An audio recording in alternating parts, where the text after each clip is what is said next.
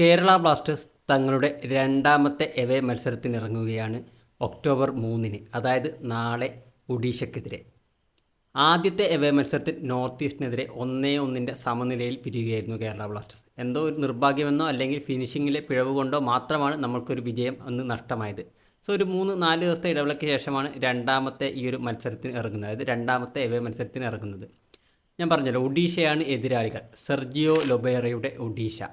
കഴിഞ്ഞ സീസൺ മുതലേ ലൊബേറ ഒഡീഷയുടെ കൂടെ ഉണ്ടായിരുന്നു. കഴിഞ്ഞ സീസണിൽ അവർ മികച്ച പെർഫോമൻസ് തന്നെ കാഴ്ചവെച്ചിരുന്നു. പ്ലേ ഓഫിൽ കേരള ബ്ലാസ്റ്റേഴ്സിനെ തോൽപ്പിച്ചിട്ടാണ് അവർ സെമിയിൽ കയറിയത്. സെമിയിൽ അവർ തോറ്റു പുറത്താവുകയും ചെയ്തു. ഒരു ഗോളിന് പിന്നിട്ടതിന് ശേഷം 2 ഗോളുകൾ തിരിച്ചടിച്ചാണ് അന്ന് പ്ലേ ഓഫിൽ കേരള ബ്ലാസ്റ്റേഴ്സിനെ അവർ തോൽപ്പിച്ചത്. അതുകൊണ്ട് തന്നെ നമുക്ക് ഈ ഒരു മത്സരം ഒരു കണക്ക് തീർക്കൽ കൂടിയാകും.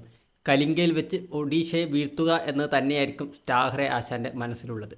ഇനി സെർജിയോ ലൊബേറയെക്കുറിച്ച് ഞാൻ പ്രത്യേകിച്ച് പറയേണ്ട ആവശ്യമില്ല. ISLലെ തന്നെ വൺ ഓഫ് ദ ബെസ്റ്റ് കോച്ചാണ്.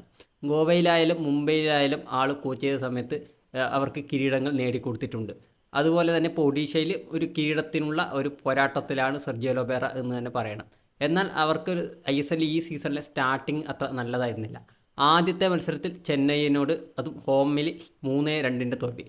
തുടർന്ന് പഞ്ചാബ് FCയോട് 2-1 തോൽവി. എന്നാൽ മൂന്നാമത്തെ മത്സരത്തിൽ ശക്തമായിട്ട് തിരിച്ചു വന്ന അവർ 2-1 നല്ല ഫോമിൽ കളിക്കുകയായിരുന്ന ഗാലിദ് ജമീലിൻ്റെ ജംഷഡ്പൂർ FCയെ തോൽപ്പിക്കുകയായിരുന്നു.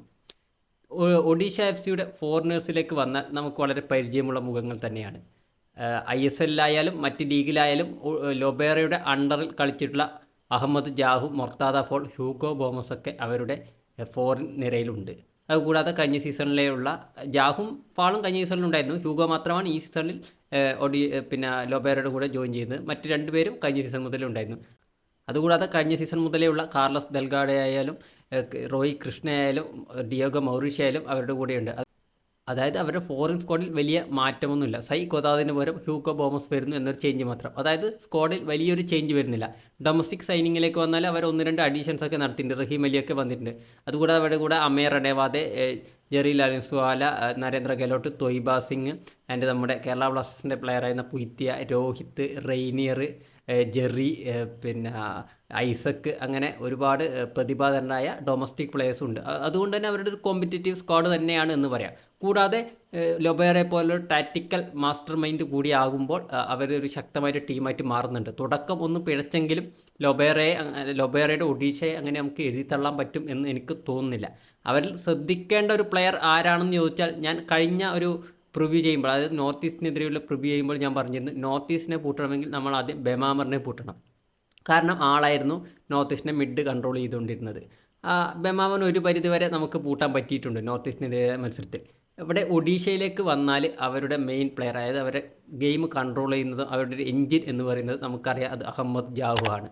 അഹമ്മദ് ജാഹുവിനെ പൂട്ടിയാൽ ഒഡീഷയെ ഒരു പരിധിവരെ തളച്ചിടാം എന്നത് തന്നെയായിരിക്കും സ്റ്റാഹ്റയുടെ ഒരു തന്ത്രമായിട്ട് വരാൻ പോകുന്നത് എന്ന് എനിക്ക് തോന്നുന്നു.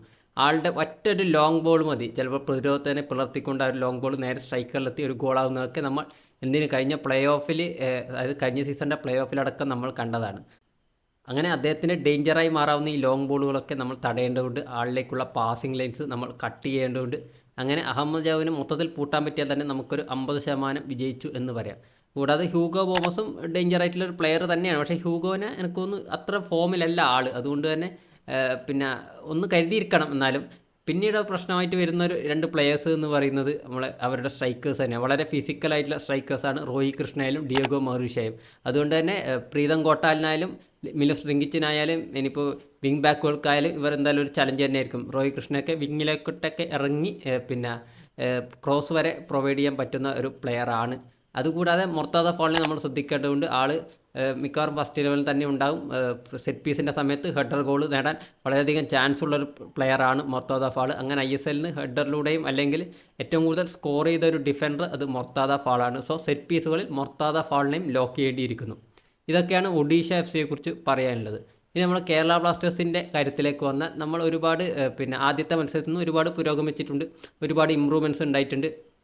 പ്രീതം കോട്ടാലൊക്കെ ഇപ്പോൾ നല്ല രീതിയിൽ കളിക്കുന്നുണ്ട്. കഴിഞ്ഞ 3 മാച്ചിൽ നല്ല രീതിയിൽ പെർഫോം ചെയ്തു. വിപിൻ മോഹൻ നമുക്ക് നല്ലൊരു പോസിറ്റീവാണ് മിഡ്ഫീൽഡിൽ. അങ്ങനെ ചില നെഗറ്റീവ്സിൻ്റെ ഇടയ്ക്ക് നല്ല നല്ല ചില കാര്യങ്ങളും നമ്മുടെ ഈ ഒരു 3 കളികളും കാണാൻ പറ്റി. അത് ഒരു എപ്പോഴും ഒരു എവേ മാച്ചിന് നമ്മൾ സാധാരണ കഴിഞ്ഞ 3 സീസണിലൊക്കെ പോകുമ്പോൾ ആ ഒരു ഫൈറ്റിംഗ് സ്പിരിറ്റ് അല്ലെങ്കിൽ ഒരു നല്ല ഗെയിമോ അധികം കണ്ടിട്ടില്ല. പക്ഷേ നോർത്ത് ഈസ്റ്റ് യുണൈറ്റഡിനെതിരെ നമ്മൾ നല്ലൊരു രീതിയിൽ തന്നെ കളിച്ചിട്ടുണ്ട്. ആ ഒരു സ്പിരിറ്റ്, ആ ഒരു ഫൈറ്റിംഗ് സ്പിരിറ്റ് നമ്മൾ ഒഡീഷയ്ക്കെതിരെയും കാണിച്ച് മികച്ചൊരു റിസൾട്ട് തന്നെ അവിടെ നിന്ന് ഉണ്ടാക്കിയിട്ട് വരും എന്നാണ് ഞാൻ പ്രതീക്ഷിക്കുന്നത്. ഈ ഒരു അവർ 2 മത്സരമൊക്കെ തോറ്റ് ഒരു മൂന്നാമതൊരു മത്സരം ജയിച്ചിരിക്കുന്ന ഒരു സമയമായതുകൊണ്ട് തന്നെ പിന്നെ അവരും ഒരു വിജയത്തിന് വേണ്ടി തന്നെ പോരാടും. പക്ഷേ അവരെ നമ്മൾ ഒരു ടാക്റ്റിക്കൽ ബാറ്റിലൂടെ നമുക്ക് ഒഡീഷ എഫ് സിയെ തോൽപ്പിച്ച് കലിംഗയിൽ നിന്ന് 3 പോയിൻറ്റുമായി മടങ്ങാൻ പറ്റും എന്ന് തന്നെയാണ് ഞാൻ പ്രതീക്ഷിക്കുന്നത്. ഒരു 2-1 വിജയമാണ് ഞാൻ പ്രതീക്ഷിക്കുന്നത്. ലൈനപ്പിനെ കുറിച്ചൊന്നും നമ്മളിപ്പോൾ പറയേണ്ട എന്ന് എനിക്ക് തോന്നുന്നു. എന്തായാലും വലിയ ചേഞ്ച് ഒന്നും ഞാൻ പ്രതീക്ഷിക്കുന്നില്ല. സോ അതുകൊണ്ട് ആ ഒരു ലൈനപ്പിനെ കുറിച്ച് ഞാൻ പറയുന്നില്ല. വലിയ ഏകദേശം സെയിം 11 തന്നെയായിരിക്കും. എന്തായാലും നിങ്ങളുടെ പ്രഡിക്ഷൻസ് കൂടെ കമൻറ്റ് ചെയ്യുക. അടുത്തൊരു വീഡിയോയിൽ കാണാം.